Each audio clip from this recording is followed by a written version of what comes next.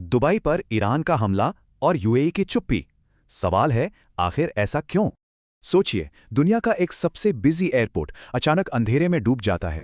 वजह, एक drone strike जिसने फ्यूल टैंक में आग लगा दी और सारी इंटरनेशनल फ्लाइट्स रुक गईं। हमलावर ईरान है, ये साफ है, पर यूएई बिल्कुल खामोश है। क्यों? चलिए समझते हैं।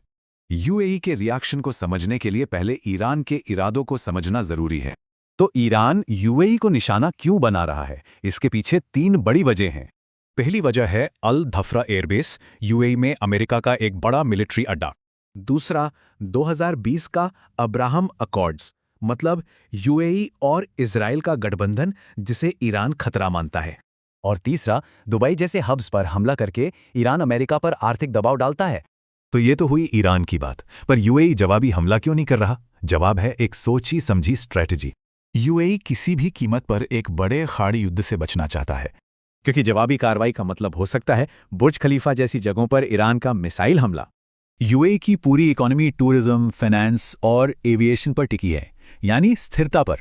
और हमलों की आर्थिक कीमत वो बहुत बड़ी है, रोजाना अरबों डॉलर्स का नुकसान। इसे समझने के लिए यूएई की मिलिट्री को देखना होगा। ये डिफेंसिव है, ऑफेंसिव नहीं। उनकी सेना का फोकस हमलों को रोकना है, खुद हमला करना नहीं। तो फिर हमला कौन करेगा? इसके लिए यूएई अमेरिकी सुरक्षा छतरी पर निर्भर है। इस वजह से यूएई एक खतरनाक दुविधा में है। वो सिर्फ हमले झेल रहा है। और ये हमले छोटे मोटे नहीं हैं।